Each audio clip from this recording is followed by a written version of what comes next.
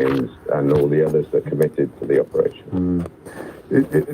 Are you still in the army? Yes. Is it talked about much? Yeah, we do. You know, we're still there. Yes. We still have elements there now fighting ISIS and the influences, but we're still facing the same threats from the Shia militias and ISIS itself. So we still talk about it. Do we regret it? I do. No, some ways I do, some ways I don't. It's a difficult one, James. Of course it is. Of course it is. And I'll tell you what I do regret is Afghanistan. Right. We pulled out too soon, and that all my colleagues and I, you know, that was the hardest thing. Seeing those guys at pulling out and leaving our people there. I'm disgusted with this government for abandoning all the Afghans that worked with us. Did they have a choice after Trump signed his? No. So far be it from me to defend this government, but I don't really see that they had any choice once Trump had shot his ball. We could have put a NATO operation in. Right. You know, you look at the figures, the numbers of personnel that were in Afghan at the end was in the tens of thousands, not even that, I don't think, in support of the Afghan National Army and Air Force. So maybe NATO could have put something in without the Americans there, but it financially could have supported it. I don't know. And would there have been the commitment? So that breaks my heart. That's the bit that really does me. I'm sorry to hear that. Did you see the story? They've apologised for it now, but The Independent had a story at the end of the last week after they found that Afghan applicants to a resettlement scheme, one of the very few so-called safe routes that are available into this country, were told they could only come to the UK if their documents had been approved by the Taliban. No, I didn't, James, but it wouldn't surprise me. It's all there. One other point as well, just on the anthrax. Yes. The anthrax is the same vaccine that vets received. Now, I know some mad vets, but they were mad before they received the vaccine. So it's not a risk now. People may argue that a combination of the medications that we received had an impact. I don't know personally. But it wasn't a new-fangled injection designed exclusively for troops. It was for anybody coming into contact with potentially coming into contact with that. With anthrax, it's exactly the same vaccine. Bob, thank you, and thank you for your kind words at the top there as well. They are valued. 11:42 is the time. Phil's in County Durham. Phil, what made you pick up the phone? Hi, James. Yeah, I'm a veteran of both the First Gulf War, the Second Gulf War, Afghanistan. So we have read quite a lot about since leaving the forces. Yes. The point about the anthrax. You know, again, like one of my fellow veterans who I spoke to earlier, he refused it. Right. And I was of the same mind as well. My decision on that was because I was a Gulf War I veteran. Yes. So the difference, I guess, between just like the gentleman who's been on, who's still serving. When we were in the First Gulf War, we were treated like pincushions. Everything was basically almost given us in quite a close space of time, hostility-wise. The Second Gulf War, before we went, the vaccinations were spread out further, like that. But again, because I'd taken them in the first, I was 18 when I went to the First Gulf War. So basically, I just did what I was told as an 18-year-old. Not having that been long out of training. The Second Gulf War, a bit wiser in the two. Yeah, I understand. I take on board what Bob said. I refused everything, basically. Fair enough. Can I steer you to the how you feel on a day like today, looking back at the whole? I mean, all three of those, but particularly we're looking today at Gulf War II because of the 20th anniversary. What do you think happened? Well, I remember when just before we deployed to the Middle East for the Second Gulf War, the commanding officer basically had a regimental parade, and the just war theory, everyone likes to think you go to a war for a just cause, just like Bosnia, Kosovo, Sierra Leone, and humanitarian premise. But there, I remember vividly there there was obviously a lot of people were talking, about it. Has he got weapons of mass destruction? Has he not? But commanding officer to justify it, basically, in his speech that he gave to us all, he referred back. The justification was the first Gulf War resolution, right, which I believe was 1441, and they tried to justify it on that means, rather than obviously the later resolutions from the UN. So that obviously, well, I thought got people thinking. We went in. I guess we're second fiddle to America. I mean, Tony Blair said he'd go shoulder to shoulder after 9/11, and we went in. But from our government's perspective, what I'd say, my belief is that I think Blair and his government at the time, I think they looked at the intelligence rather than objectively, looked at it subjectively to suit their agenda. You know what I mean? Whether they realise that or not, it would still influence. You're looking for a justification to do something that you want to do. There was no neutrality or ambivalence there, which there would have to be for a fair assessment. Yes, exactly. I think they just sort of discarded the intelligence, which didn't suit their sort of agenda, as if it were. I remember thinking I was such a clever clog by saying things like, if you've got 10 absolutely evil men lined up against the wall and you've got the opportunity to take out one of them, the fact that you can't take out the other 9 shouldn't be a factor. But all of that falls apart with what's happened since, doesn't it? Well, it does to me at least. It's what's happened after taking them out did not make anything better. There was a major presumption in that little mental, that philosophical trick there about the same men against the wall. The lazy assumption is that taking out one evil man improved the overall picture, and it was the opposite. It made everything worse. There was actually, I've read since, there was a plan for the aftermath. From the United States perspective, the plan was brought up by the State Department with the Colin Powell, but for some reason, I don't know why, it was passed over by the Defence Department with the Donald Rumsfeld. And then they basically just followed the plan that Colin Powell's State Department had, even with police working around the other centre, even in democracy, everything will work out. Exactly the opposite of what happened. It is. Finally, Phil, you mentioned the previous, because the Sierra Leone and Kosovo in particular, where, you know, it was a lot more clear-cut, and they were very, very successful interventions for the UK in particular, and for Tony Blair in person. How do you look back on Gulf War II now? Oh, it should never have happened. I mean, I would like to make one further point. Please. Go to Afghanistan. Afghanistan, you could say, was justified after September the 11th. Yes. Because Al-Qaeda were there. You could say that. Now, we went into Afghanistan and quite easily, in the conventional sense, defeated the Taliban. Well, the mountains and the Kindu and regrouped later. But my point there is, we were in Afghanistan. If we started nation building from day one there fully, I think it could have been a different story. But what we did was defeated the Taliban militarily initially, and then took the eye off the ball in Afghanistan and went into Iraq. And Iraq was unjustified. And if Iraq hadn't have happened, and they had kept all the eggs in one basket within Afghanistan, there may have been a different tilt at our end. We're not in this position now. And I always look at that, having served in Afghanistan as a reservist. I'd left the military, but I was out of work, so I went out on a 1-year last month tour as a reservist. And that makes me think about Afghanistan as well, as part of the wider. Yes, well, you heard Bob earlier as well. That it's still, I mean, it's more recent as well with the subsequent withdrawal. But yeah, you get that sense of deep regret about that. And oh, that's heartbreaking. The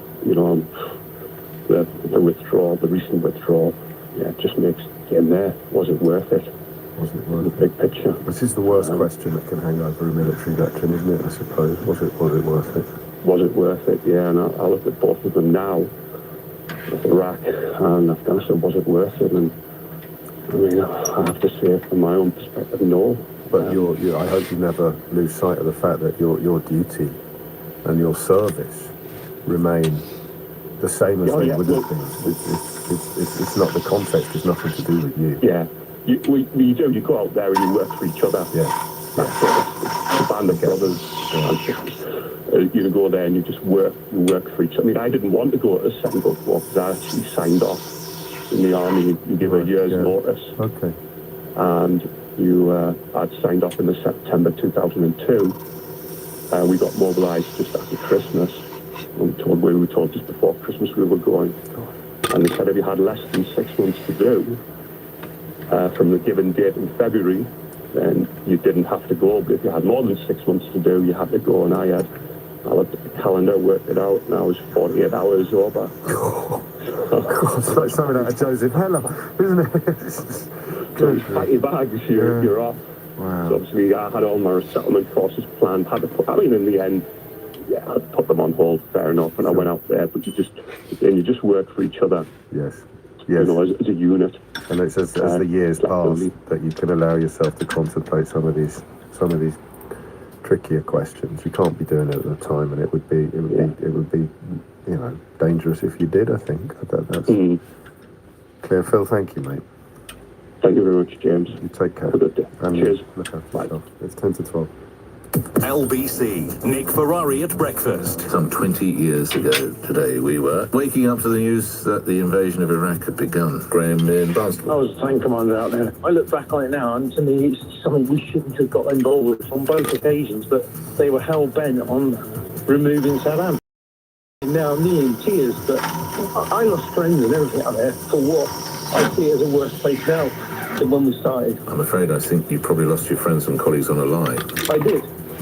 And I tell you now, I couldn't be in the same room as Blair. Nick Ferrari at breakfast. Back tomorrow morning from 7. Listen on your radio and on Global Player. LBC. In a crisis, service matters. Which surveyed more than 10,000 energy customers and independently assessed the performance of every major supplier.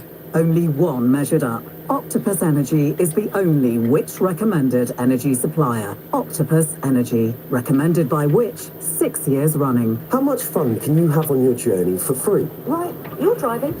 What colour line are we on again? The blue one. Please mind the doors. Beep, beep, beep, beep, beep, beep, beep. Great family days out start on the DLR, Elizabeth Line, London Overground and the Tube. And kids under 11 travel free. Do more of what you love. To the Mayor of London and TfL, every journey matters. Up to 4 kids travel free at any time when accompanied by a fare-paying adult. Investing with AJ Bell feels so good. You'll just want to ring that bell anywhere, anytime.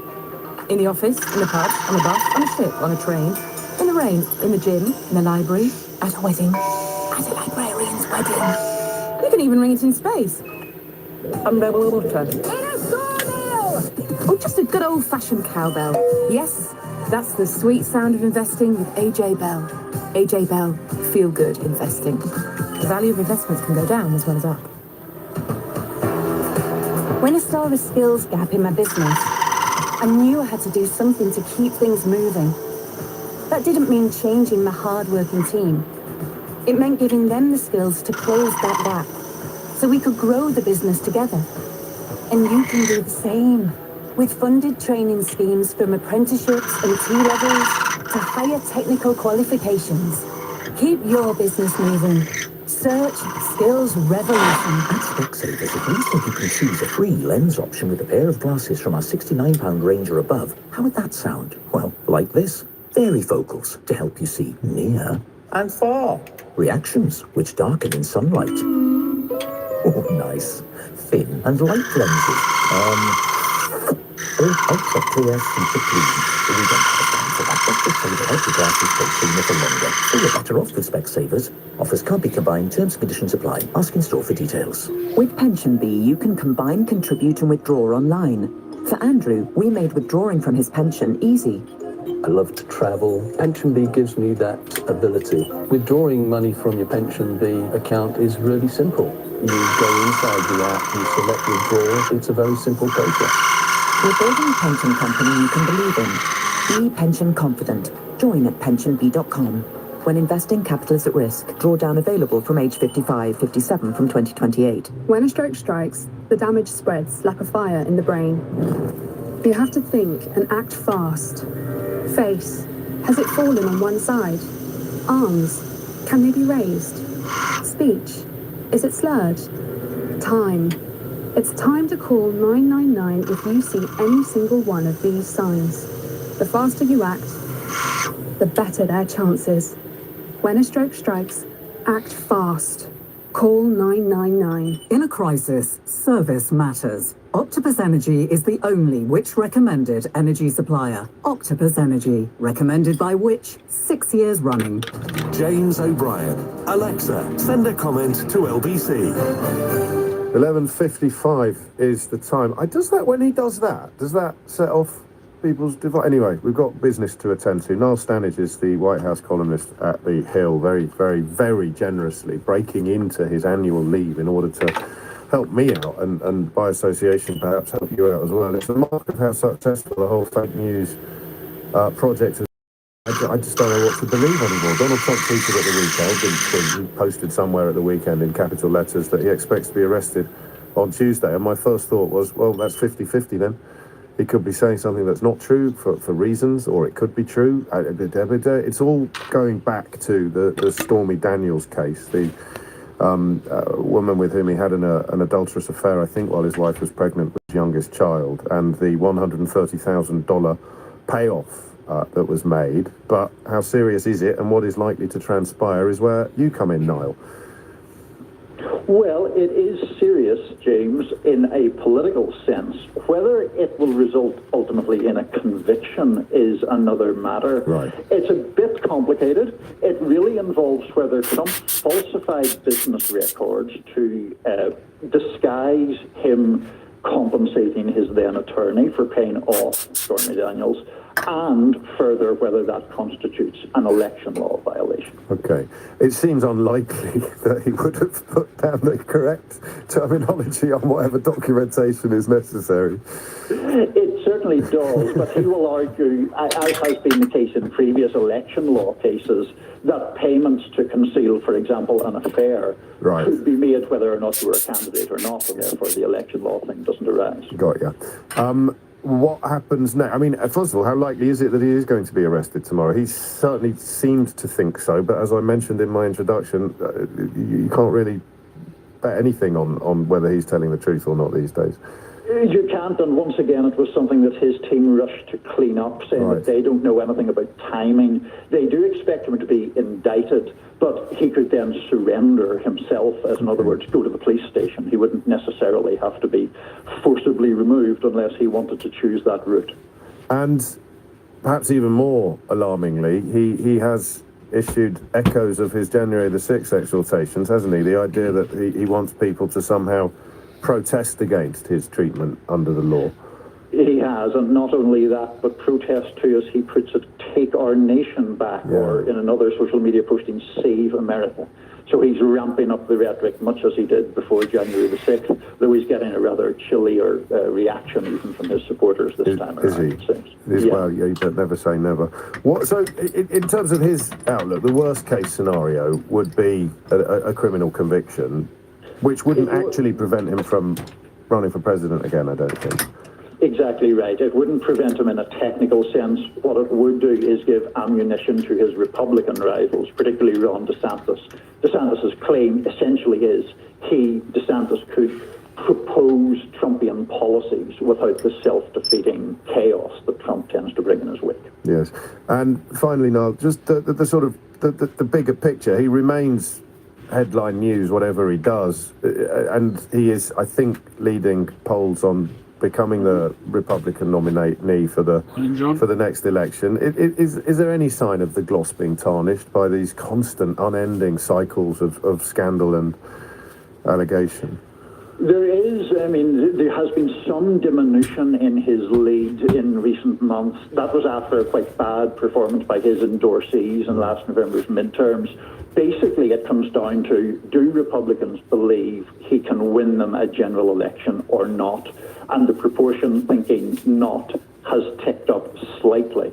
but not enough to depose him as the front runner. And as a veteran watcher of these matters, on a scale of 1 to 10, for all the trials and tribulations that Donald Trump has faced, where would you put this one? I would put this one pretty middling, actually, okay. Maybe a 6 out of 10. That's actually let you get back to your holiday. Thank you. Thank you. Thank you for interrupting it for us. It's coming up to 12 noon. You're listening to James O'Brien on LBC. Here's an interesting text. I can't guarantee the provenance of it, but I don't see why anyone would seek to yank my chain on this. It says, I work for the Home Office, so I'm completely neutral on this. But what I am unclear about is whether Rwanda is a prize for arriving successfully by small boat or a deterrent to stop people trying to arrive by a small boat. The Home Secretary needs to be clear. Adding, I think, to my conviction that it's got nothing to do with actual policies or actual people or actual boats, and it's everything to do with trying to start bonfires. And they tried to throw me onto the latest. It's 12 noon. On your radio, on Global Player, and Play LBC. Leading Britain's conversation. This is LBC. From Global's newsroom, China's President Xi Jinping is in Moscow for talks with his Russian counterpart, Vladimir Putin. Russia and the allies will discuss a comprehensive partnership and strategic cooperation on a range of issues. It follows reports Chinese ammunition has been used by Russia in Ukraine. Lee Reaney is editor of the English-language magazine Lviv Today. Putin needs this, right? He needs some support from anybody, but in particular China, which is pretty much the only major country in the world that would be able to help Russia right now. Russia has made no gains. They can't take Bakhmut, and from all accounts on the Ukrainian side, it doesn't look like they're going to. It looks like that critical stage has passed. At the same time, justice ministers from around the world are meeting in London to discuss war crimes in Ukraine. Shares in major banks in Europe and Asia have fallen sharply following the rescue of Credit Suisse. The Swiss bank has been acquired by rival UBS in a government-backed deal, but it's failed to reassure many investors. LBC News business commentator Declan Curry is following the story. Shares in UBS lost more than 1/10 of their value in early trading this morning. Credit Suisse shares have collapsed, slumping more than 60%. Shares are lower in the UK and across the continent. Banks are the big losers, with Barclays and Standard Chartered down another 5% in early trading. NatWest and Lloyds down 3%, HSBC down by a similar amount. Nearly 150 officers accused of sexual misconduct or domestic abuse are still in post without restriction in the Metropolitan Police. Figures obtained by the Liberal Democrats show a quarter of the 548 officers being investigated are working as normal. The Met says it's working to rebuild trust within communities. Nicola Sturgeon says she believes the SNP will emerge stronger from a difficult period. Scotland's outgoing First Minister will give a speech in London later following a row over party membership numbers. The three candidates to succeed her will take part in a live hustings on LBC later. You can hear that with Ian Dale from 7 o'clock. The water regulator will soon be able to stop suppliers paying out dividends if they failed to meet performance standards. Ofwat, which oversees the sector in England and Wales, says the new powers will ensure companies are held to account. In the city a short time ago, the FTSE 100 had recovered to 73.58. That's up 23 points. The pound buys $1.21 and €1.14. LBC weather, cloudy with outbreaks of rain in most places, drier in the far north and some central areas through the afternoon, a high of 14 Celsius. From Global's newsroom for LBC, I'm Thomas Watts. What are you doing under the bed? The taxes are up and inflation is high, so I'm hiding my money under the mattress. Well, now's the worst time to do nothing with your money. But it could be the best time to open a stocks and shares ISA with Best Invest. With free investment coaching and low fees, get up to £1,000 cashback when you transfer to us at bestinvest.co.uk. You work hard for your money. Best Invested. Your capital is at risk. Terms apply.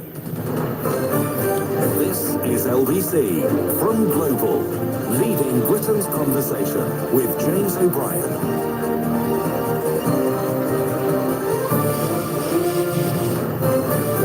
It is 4 minutes after 12. You're listening to James O'Brien on LBC. As promised and indeed as requested, I will now speak to some people from Iraq, whether by birth or by heritage, about today's 20th anniversary of that invasion? Because if it changed the lives of UK troops, goodness knows what it did to the lives of Iraqi residents and expats. Talia is in Chiswick. Talia, what would you like to say?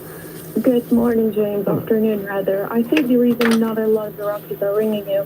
Well, they are now, actually. They are now. It's because I forgot to ask. Sorry, yes, go on. I came to the UK as a child, and in 2002, I got married. I decided to take my husband to meet my grandparents, who let the world to me. It was supposed to be a 2-week break. We ended up getting stuck in Iraq and the war started. Good grief. My husband was able to come back. I had been married for 2 months. He was able to come back because he had a British passport, but I still was carrying the Iraqi passport. So I had to stay behind and witness the atrocities.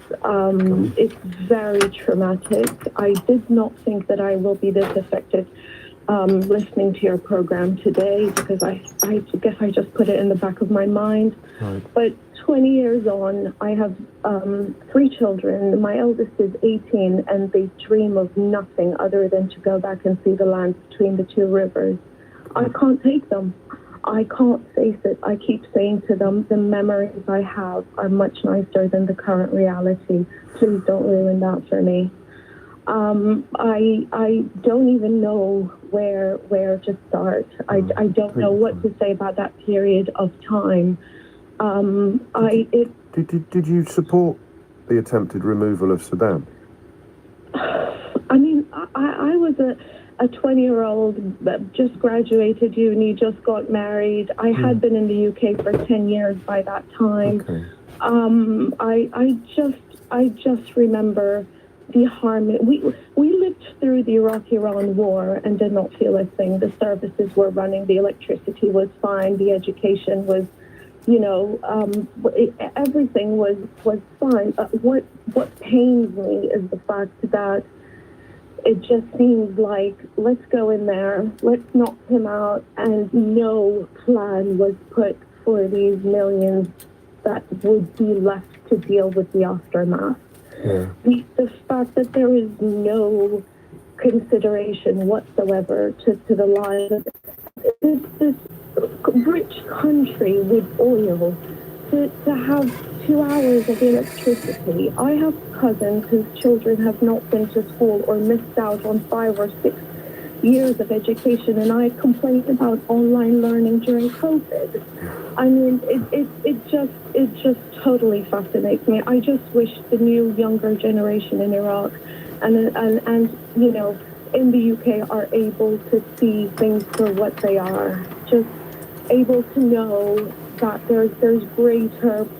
I hate conspiracy theories, but the whole idea of, going into a country and not having a plan for afterwards. We all knew he was going to go. You cannot face 31 countries and not be able to take him down. But what happens afterwards? What happened after he's taken down? I try to educate my children. For my 16-year-old, when his 10 friends came over, the party favors were your books, James. Just get all 10 kids copies of James O'Brien's book and hope that they know how to stand their ground. So I'm as I say, when I speak to my cousins back there, it just pains me that I have to, FaceTime them. What did the Iraqis gain from this war? Yes, they got rid of a dictator. Great, hands down. But life for the average Iraqi, and this is a horrible thing to remind you of, it would have been better before. How you doing? It would have. That's exactly my point. I know it is. Yeah. The point, the fact that as a 10-year-old, I used to say to my mother, I want to dress like tomorrow's my neighbors, because we used to cook food together during Ashura and Ramadan and distribute, and my mom turns around and goes, darling, it's her first communion, that's why she's wearing this dress. And I'd be like, what? What do you mean? We grew up in one house, eating out of the same pot. and now the original inhabitants of this land, the Christians, are unable to live there. It baffles me. And yeah, as you and I have to say this for various reasons, but you know the atrocities visited upon the Shias and the Kurds swing the pendulum back violently in the opposite direction again. I know that you understand that. Does it? Absolutely. I am literally. My grandmother is a Christian, and my parents, one's a Shia, one's a Sunnah. So I am a blend, and you know, I understand and I appreciate. Of course. Speaking of that blend, how did this? And it may be too hard to unpick, but in terms of your identity and your sense of self, this resentment of what's been done to Iraq was done by the country you call home, and the country of which is half of your children. Look, I genuinely don't know what to call home. My kids tell me what happened if Britain ever plays football against Iraq. Which team would you be cheering for? And I always say to them, well, luckily we're never going to be put in that position, so I don't have to decide. But I think in terms of that blend, I just hope it really enriches my children. It just makes them better people. I feel very blessed to be of that blend. Yes, and it hasn't shaken your. Quite what the word I'm looking for is. I'm Iraqi. In and out without any of this. You know. No, I get it. I do. Of course I do. I've had to ask.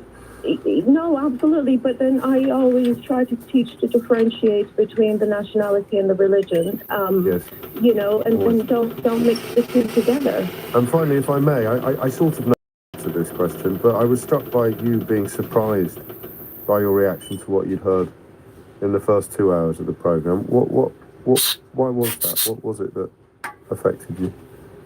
I thought that I had overcome it. Right. I thought that you know that belt of that memory you know, the that played in my head was not going to affect me because you know it's 20 years ago and I thought I was over it, but then just hearing people, I have the utmost respect to members of the army, and I understand they were working under command, and I always, you know, I'm like the to buy their coffee every November.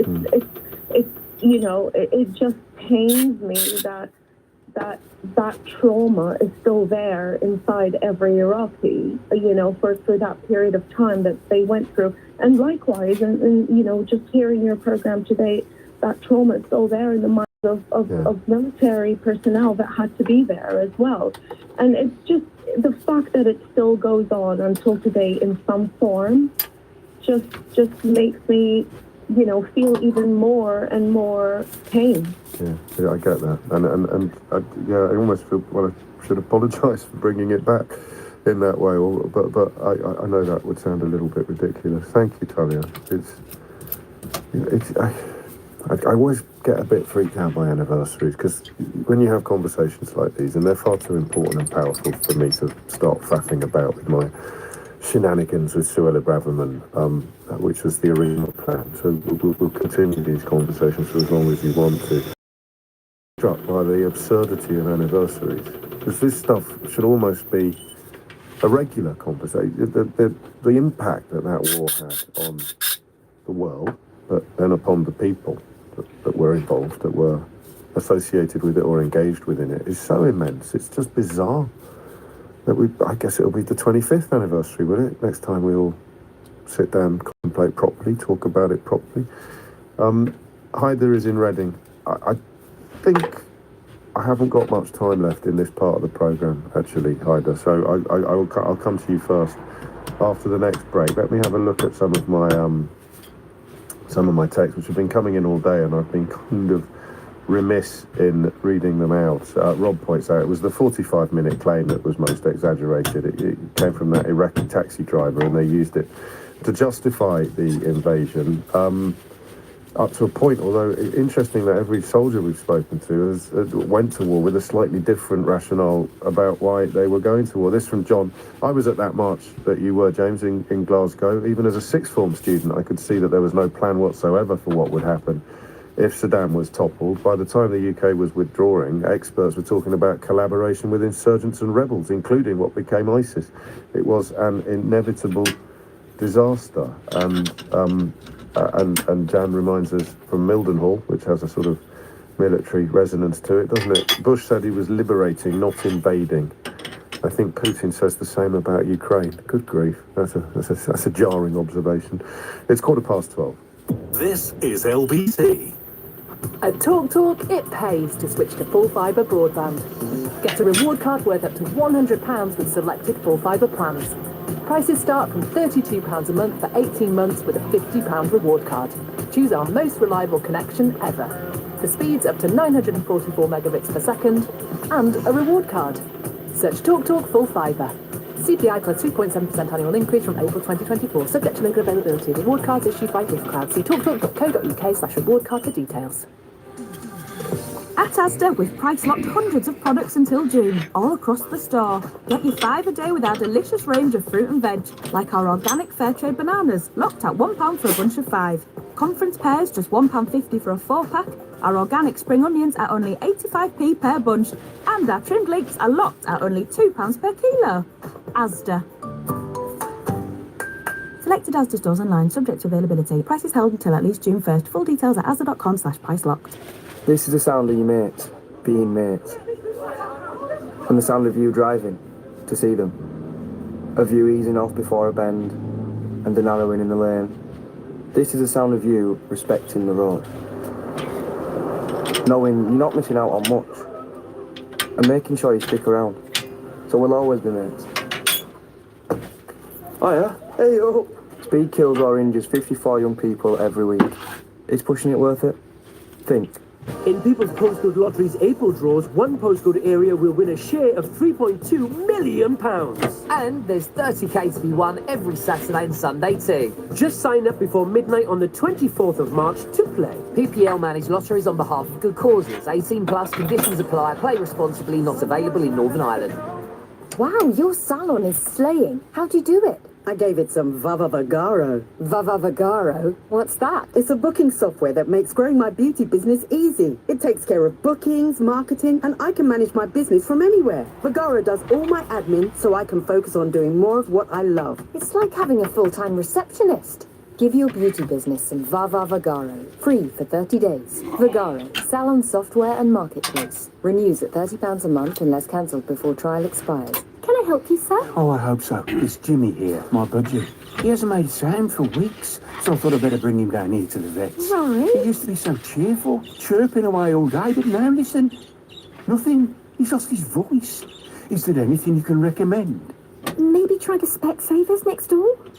Lost sounds? Specsavers could help you find them. With qualified audiologists and hearing aids from £495. You're better off with Specsavers. Book a free hearing test today. James O'Brien on LBC. Call 0345 60973. 12:17 is the time you're listening to James O'Brien on LBC. Hyder is in Reading for another Iraqi perspective on today's anniversary. Hyder, what would you like to say? Hi James, thank you for taking the call. I just wanted to tell you the story of my family and my life. We set up the Iraq War, and I'm being very honest today. The 13 years after that, of the sanctions, it didn't affect anything regarding the regime or the party. I don't know whether your phone line has deteriorated a bit since you spoke to the producer, Hyder, or whether there's anything you can do to make it a bit clearer. I do apologize. That's much better. Yeah, that's much better.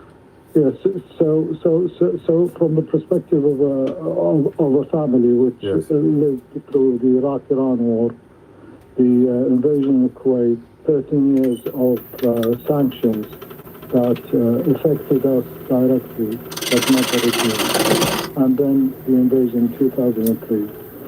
So the story is that we suffered a lot as people and as a family.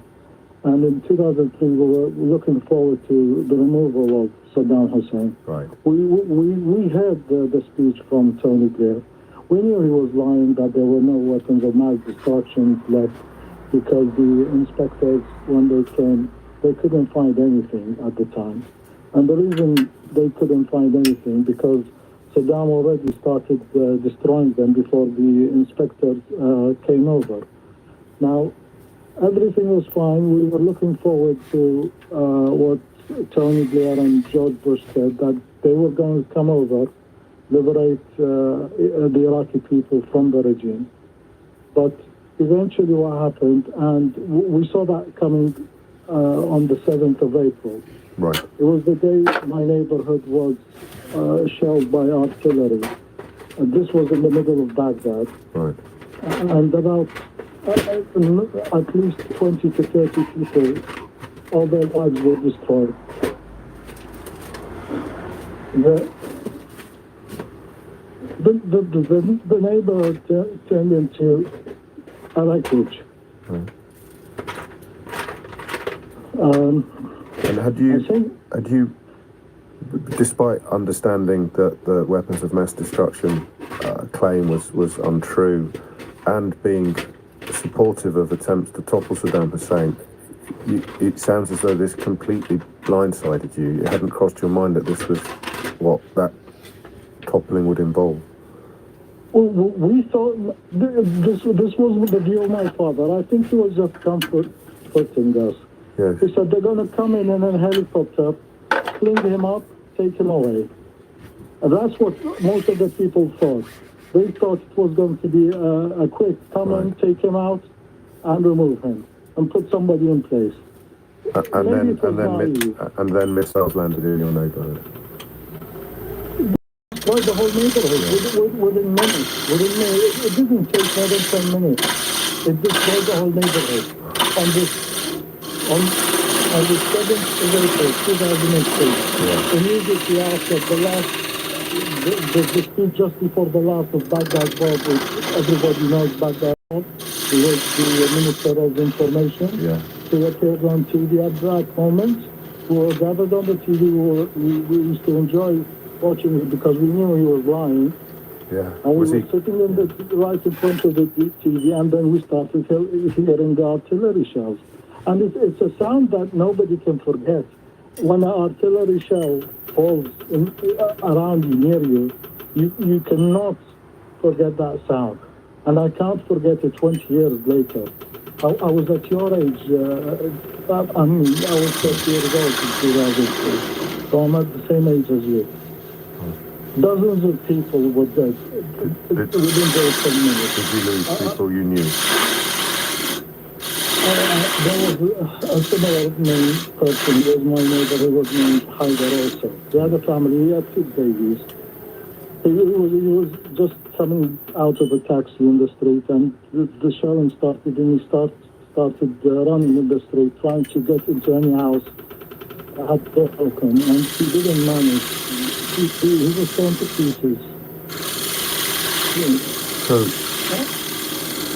I sent you a picture of our house on Twitter. You can see the car and the shrapnel that hits our house. We had nothing left. We didn't have any windows, no doors, no nothing. We were held at the TV, like I said. And that's the only thing that saved us. It was Baghdad Bob on TV, because if we were outside in the garden or to fill out the generator, because there was no electricity, all the electricity was destroyed by that time within the first 2 weeks. I mean, we would have lost somebody in the family. And eventually, after, we didn't know anything what was happening until the 9th of April, because we were shell-shocked. It was me, my wife, my 2 baby daughters, my father and mother and sister. Just living in the bombed-out house. Hiding. Exactly. Hiding. Hiding. We didn't know what was going on. That was on the 7th of April until the 9th. Yeah. By the time people managed to get into the neighborhood and find out what was going around, it took 2 days, and they said that Saddam was settled. We had no idea. And then everything eventually, I mean, what happened? A destroyed house, a destroyed family, people dying left and right. And now my family, they're distributed within 7 different countries.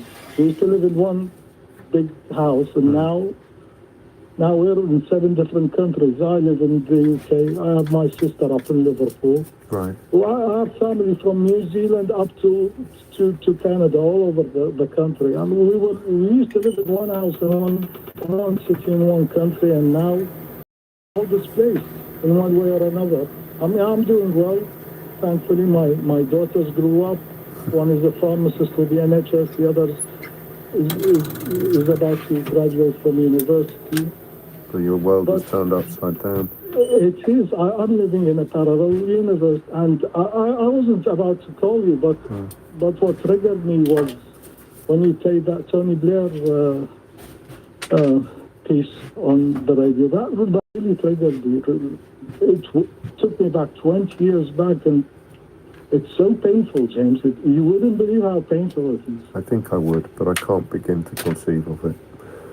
Although your explanation brings it into focus in a way that it wasn't before.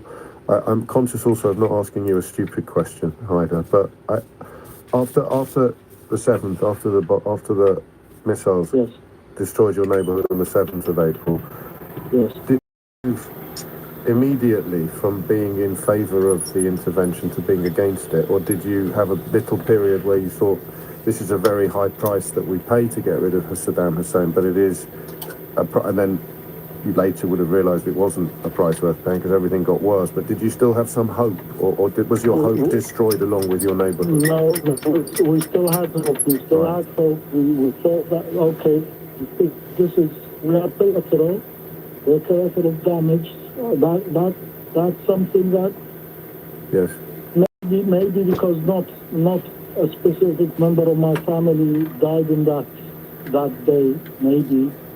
But we still had hope. We had a lot of fear of the Americans because they were very trigger happy. They were friendly fire. Friendly fire became a figure of speech, didn't it? At that time, they would be very I mean, you wouldn't believe what could trigger them to do something absolutely crazy. Right. I mean, illogical. I mean, I know people I work with who were crushed by a tank because they were just in a busy street that they couldn't move to the side of the road. They were crushed by a tank, and they were inside the car, and they died because of that, and they couldn't even get them out of the car because they were so crushed in it. A lot of things, bad things happened. A lot of things bad things. They had hope.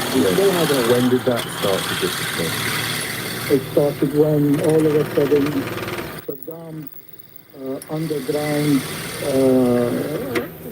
unit started, because he was planning that. Right. And we knew he was planning that because the weeks just before the invasion or liberation, call it what you wish, he had a plan to give people money, hide weapons in all different places like schools, like safe houses, etc.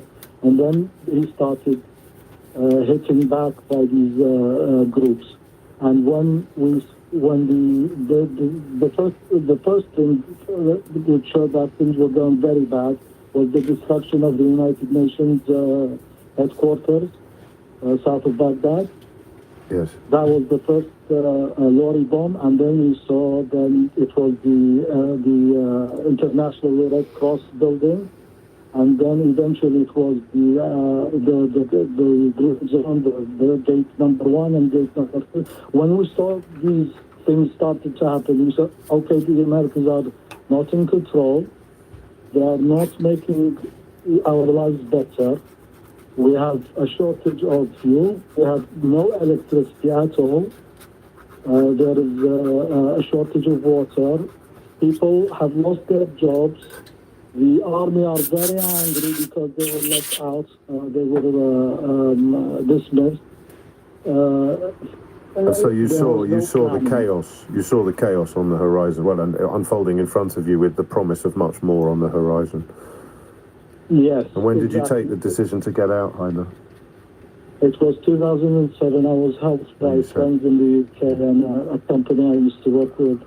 Told me, would you like to come to the UK? You have a young family. It is better for you. I thought, these people must be joking. There must be some future here. And one of the people who helped me, he had previous experience in other places and in another life.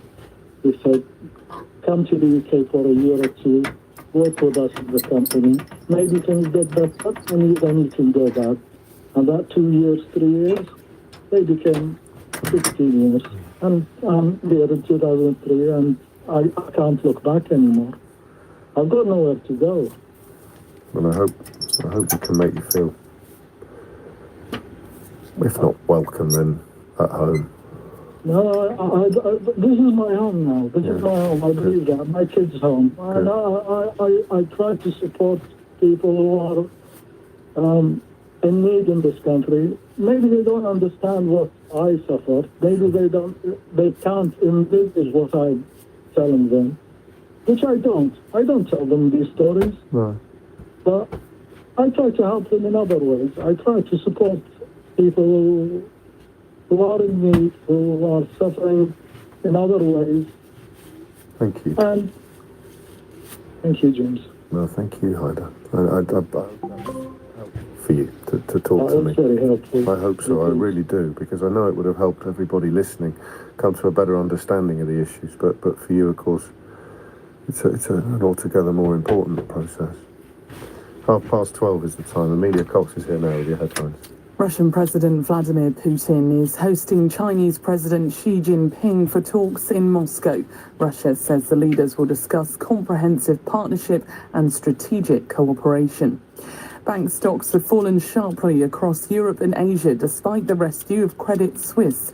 The Swiss bank has been acquired by rival UBS, but the takeover has failed to reassure many investors. And Avanti West Coast has been handed a short-term contract extension until October. The train operator has struggled with reliability and punctuality for the past year. LBC weather, cloudy, breezy and damp for most. Rain pushing north across northern areas with spells in the south and southwest, a high of 15 degrees. This is LBC. Let's face it, photo IDs are a pain. 3, 2, 1. But in future elections, you'll need one to vote. A passport, a driving license. They'll all do. Or you can apply online for a free voter authority certificate. Visit registertovote.london. Remember, no photo ID, no vote. And no vote, no voice. The plant by the reception desk at Axel's Autocar is loving life. This is because Axel got 50% off a new Barclaycard card reader until end of June. It does everything from taking payments to managing stock, which frees up time for the staff to do little things, like water the plant. What's good for small business is good for everyone. Barclaycard Payments. The payment part is just the start. SmartPay Touch Card Reader application approval depends on financial circumstances and borrowing history. Offers now on. Apply by 31st of March. T's and C's apply. Are rising costs forcing you into unaffordable debt?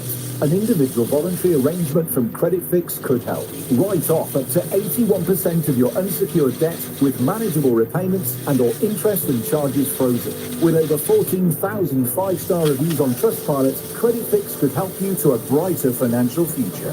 Just text DEBT to 66777. Text DEBT to 66777 now. Terms apply. May not be suitable for all. Can affect credit rating. Free advice at moneyhealthy.org.uk.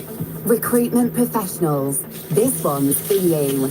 The Recruitment Agency Expo is back in London, jam-packed with exciting new features, exhibitors and top-notch speakers.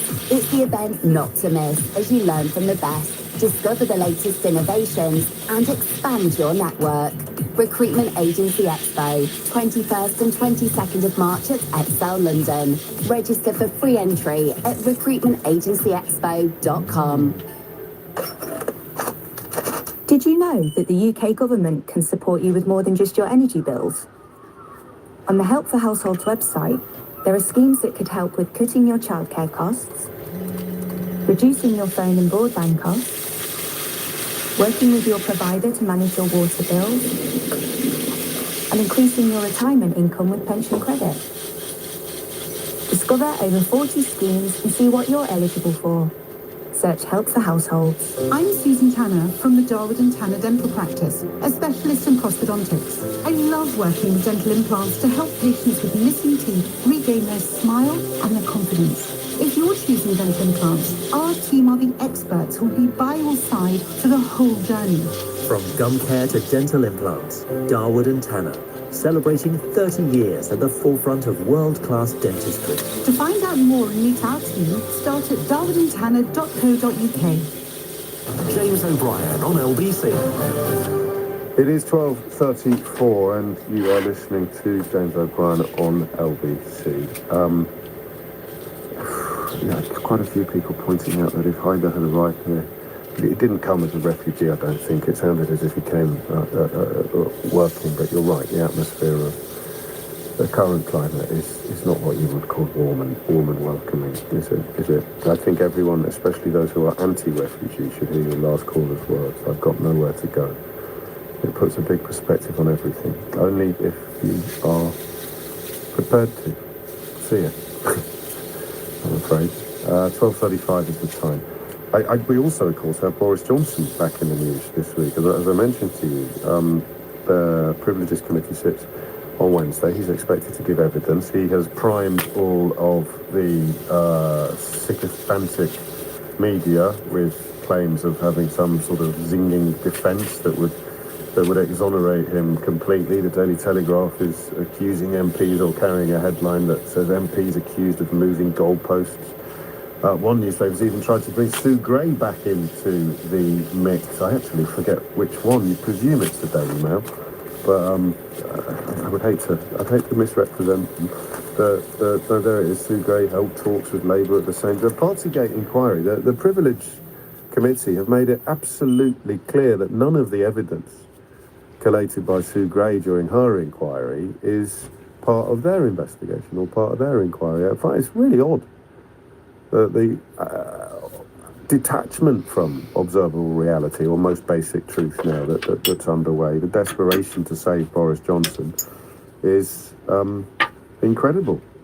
But as with Donald Trump, I'm afraid once all of the rules of engagement are broken, then you can't take anything for granted. You just don't know whether people will get their comeuppances, whether justice will be served, whether the truth will eventually out. Eventually, but in the short term, I don't know. We may catch up on that. That story, the unfolding Boris Johnson story, before close of play today. We'll just have to wait and see. And I did read you the response from the Home Office, did I? I did mean to, but obviously, given calls like Haider's, I think it would feel a bit inappropriate for me to carry on having enormous fun at the Home Office's expense. But just in the interest of actual detail, I haven't been invited to Rwanda by Suella Braverman, who said last night, I invite him to Rwanda, after I pointed out that her new legislation would undo some of the work that began 200 years ago when William Wilberforce set up the Anti-Slavery Society. The exact words that she used are, I invite him to Rwanda, and unfortunately I haven't been invited. A spokesperson for the Home Office verbal guidance to the producer while we've been on air, and has told her that it was just a passing comment, a suggestion that James O'Brien visits the nation rather than a personal invitation to him by the Home Office. Why would I need to visit Rwanda in order to clarify or review the point that exactly 200 years after William Wilberforce founded the Anti-Slavery Society, Suella Braverman has been photographed cackling dementedly at a facility to which she hopes to deport trafficked victims of modern slavery? If you can answer that question, I shall give you the money myself. 12:38 is the time, and Mohammed is in White City to steer us back to Iraqi perspectives on today's anniversary. Mohammed, what would you like to say? Hi, James. How are you? Very well. Thank you. First of all, thank you so much for, with everything that you do. Thank you. And I'll be honest, I'm speechless with what is there to say after Haider's call, there's so much. Incredible. Absolutely incredible. I'm sitting here just speechless to myself, but I think, the main thing is accountability. That people till now, like, they still are traumatized because there is no accountability and nobody got held responsible for it. You know, you got Tony Blair got a knighthood. Well, he'd have got a knighthood anyway, Tony Blair. And you're the second caller to pick up on that, and I'm going to sound incredibly pedantic, but it's kind of a given for a former Prime Minister, especially one that served for as long as he did, to get a seat in the House of Lords if you want one. So I know what you mean, but it does seem as if he's been rewarded for something that is hard to see as something worthy of reward. 100%, that's what I'm trying to say. And also, like, you know, all the millions of people, like my dad, he was in prison under Saddam's regime. Gosh. Back in 95. And when he got released, he fled Iraq with me, my brother, and my mum. And, you know, we fled through different countries, you know, just like what you see with Syrian refugees going through countries, you know. There was no passport and there was no everything. What was he imprisoned for? Just not joining the regime, Saddam's regime. I mean, with Saddam's days, if you were not with him, you're classed against him. You know, so if you were with him, they put you in prison, and, you know, they do horrible things to them. They push them, you know. Not things that I can mention on the radio, No, but, you know. I remember some of the details. So you were a baby then when you got out? I was about maybe 3-4 months old when I left. But again, back to 2003, I still remember watching it on TV. I was maybe 8 years old. Right. And even yesterday, I saw a video of the live feed of the bombing, and that brought back memories in 2003. And I was still a young child, you know. Even till now, I spoke to your producers, and I told them that it brings some sort of,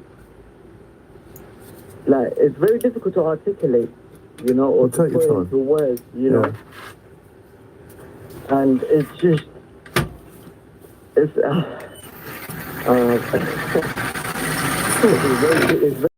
very You were surprised by your reaction yesterday, were you, to some of this footage? Yeah. Look, well, not really surprised, but I just remembered, like, the things that, like, I've had families that have died. Yeah. You know, I've had cousins, you know, close relatives, you know, all of that. And just like the millions of Iraqis across the whole world, you know, that have been displaced because of it. You know, I've got family in, just like Haida, I've got family in the Netherlands, I've got family all around the world, you know, and you don't get to see them anymore because back then they all lived in one household, you know. Yes. And it's a big house, no, not here. Everyone is segregated, everyone is each to their own. The only time you get to see them is on FaceTime because of, you know. How do you sort of process it now as a young man looking at what was done to what was and in many ways still is your country, a country that you will never live in? I'll be honest with you, I've spoken to my wife about that, and I don't think I'll be able to live there, but it's a place where I can always call home. Okay.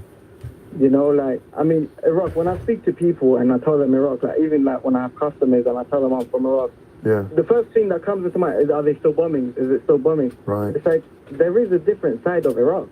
You know, there is culture, there is everything. And Iraq is such a beautiful country that nobody really speaks about. All they remember is bombing and terrorist attacks and explosions, and, you know, that's not the kind of thing that you want other people to hear about your country. No. You know, and even like my father, when he tells me stories, it's like, I can't imagine, like, if I was at that time at his age, I don't know how he managed to do what he done to get us out of that situation in a way, you know? I do. And what's your understanding of why it happened? Because it's what I found really humbling today is that the simple recognition of humans changing minds. You know, you begin. Your dad was imprisoned by Saddam Hussein. If anybody could have wanted Hussein's regime over, it would be people like your dad. And yet he watches from the sidelines, as it were, as his dream turns into his worst nightmare. Yeah, I mean, to many millions, I mean, that's what they hoped for. You know, they wanted to get rid of Saddam because of things he's done. But again, like, you've got the US and you've got the UK as well when they wanted. Personally, from what I believe, and I've done research, and I've, you know, because of your heritage, you do research and you try to understand things, and you have to look at it with an open mind. And with what America is doing to a lot of the Middle East, like Libya, Iraq, Sudan, or Afghanistan, you know, they wanted to control Saddam in a way. And when he didn't do what he wanted, they wanted a reason to get rid of him, if that makes sense. Yeah. That he's hurting his people, that he's got weapons of mass destruction, that he's going to do this. Just like what they've done with Gaddafi. I mean, I'm not saying Gaddafi's a good person. No, nor was the same. But it is, again, with everybody, it's this absence of any plan as to what would happen next. It doesn't make sense, does it? It doesn't. Even, I'll be honest, because I do minicab as well, and I've spoken to an American soldier, and she's told me she's regretted it. I think, every soldier I've spoken to today has expressed regret. Yeah, but she's American. Go on, she's American. Sure. And she was 18 when she joined, and she went to Iraq, and she was in disbelief. She said, that's not what we've been told, that's not what has happened. You know, straight away they wanted to take over. And even in 2005, I remember I went after the war, after the invasion. My uncle picked us up from the border because we had to cross the border from Kuwait to go and see. And when we're driving back to the home city in Karbala, we had, like, if there's a tank driving behind us, we would have to pull over. Yeah. And I asked my uncle, like, why are we pulling over? He said, oh, because it's a tank. We have to wait for them to cross, go about maybe a mile or two in front of us, and then we'll move. Right. And then I'm like, why? Or like, what? Because as a child, you know, you're not understanding why that is such a thing. You know, you don't have to pull over for a tank to go in front of you. It's crazy. And he tells me, oh, otherwise they would just shoot at us because they think they're in danger.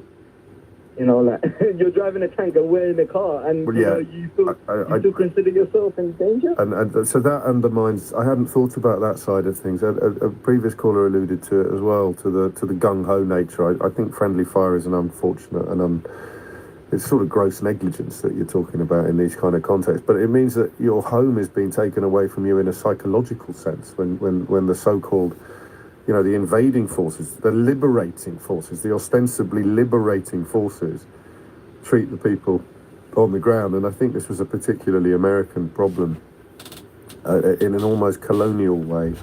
God, there's so much coming out today. Thank you, Mohammed.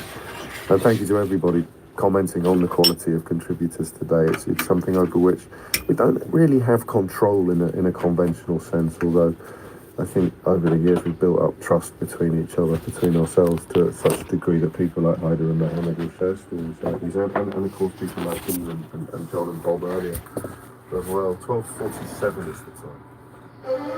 Coming up at 1 on LBC, Sheila Fogarty. Conflicts have consequences. What do you say are the consequences of the war in Iraq? Sheila Fogarty on LBC. There are lots of little things. Alexa, stop. Hey, folks.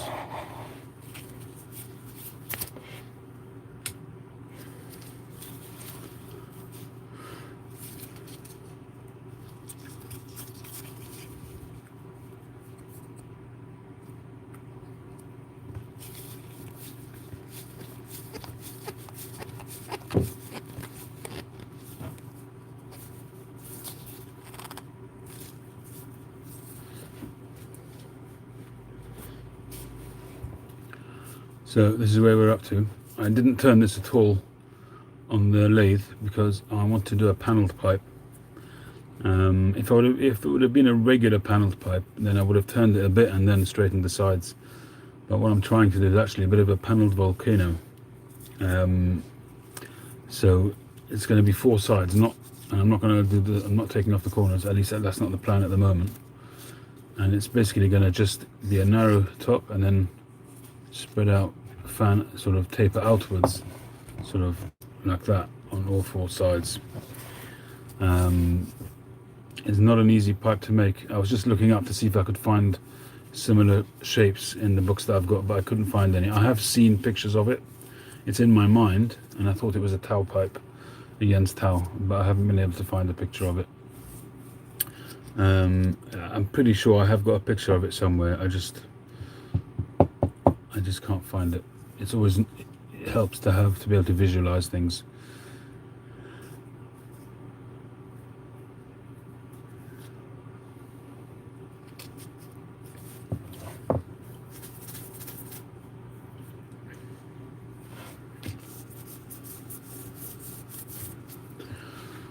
So who's out here? Who have we got? Anybody still with us?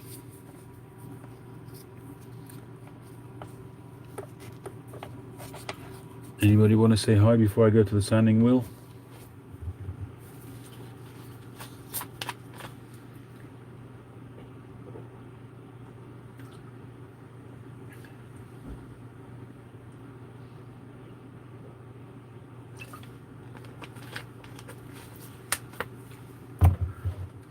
Hi, John.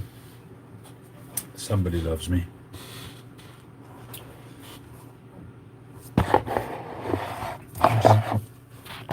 Sorry about that.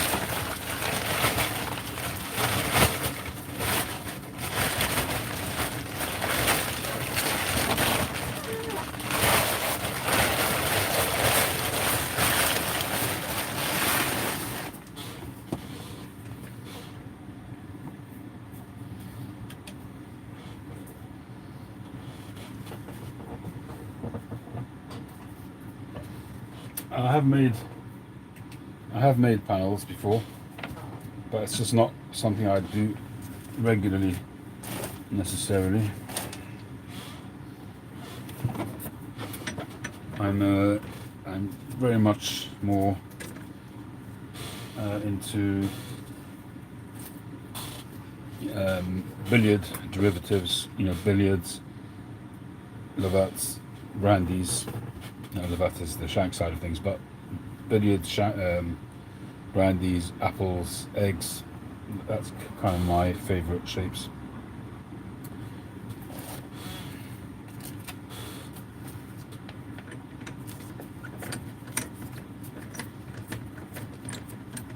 I always like, experimenting, exploring other shapes. I like to look at some of the shapes that the masters did, like your Ramses, that kind of thing. Those shapes always excite me, and I like to push my own boundaries to see what I can do.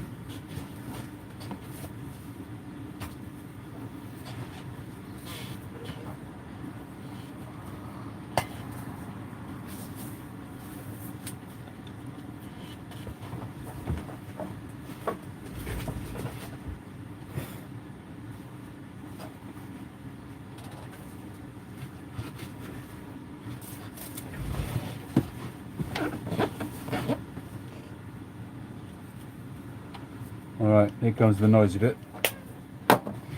And you may get dust flying in your direction. I don't have a better position at the moment for the camera.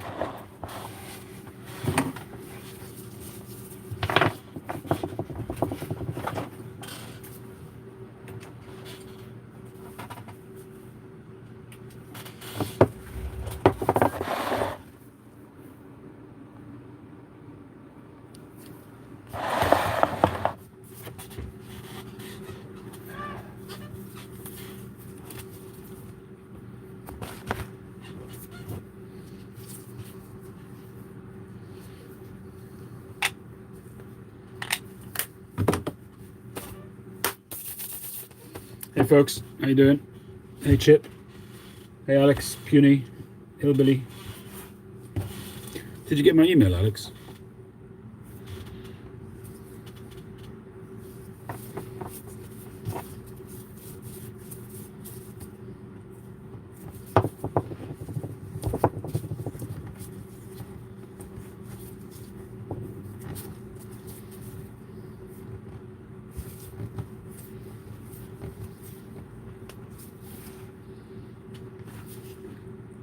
Did you get the package?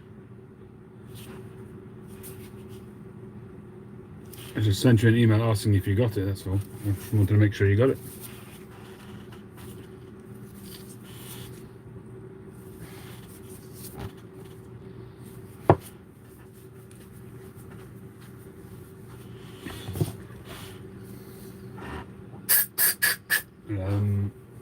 I sent you those white tans you were after.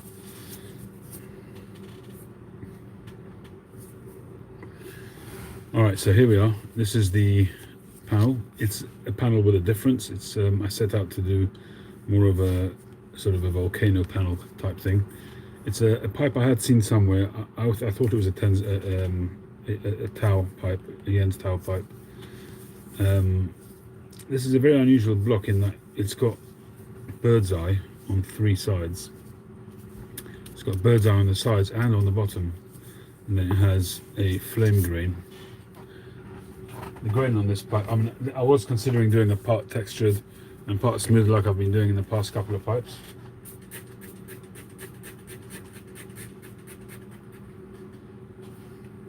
But the grain on this looks really good. So you can, I don't know if you can catch the bird's eye there on that side. And then you've got this sort of cross grain at a slight angle, like a flame, beautiful flame. And then you've got that on the rear side as well. Got bird's eye on this side too, and you've got bird's eye on the base as well, which is very, very unusual. To have bird's eye on the sides and the base is very, very unusual. It's quite a rare block, it's from my experience. But it's looking really nice. I've rounded in the edges so that everything's coming into a point there. So rather than it being a square sort of cut panel, it gives it a little bit of I think it gives it character to give it that rounded kind of, you know, the angles going round there, and it all kind of slants into one sort of point in the middle there, and it just, you have to get it right. It's got to be square to look good, and I've still got to do some fine tuning with hand sanding, but it's definitely going in the right direction. It's quite a chunky pipe, quite a big pipe. I trimmed off as much as I could without losing. In order for me to have that slant, I had to leave me some width in order to get that sort of volcano look to it. But I'm very, very pleased with how it's going. Anyway, I'm going to take a break now. I'm going to do some fine tuning on that too. And yeah, I think we shall carry on a bit later on. But for now, I'll say thank you very much, everybody. Have a great day. I'll catch you on the next one.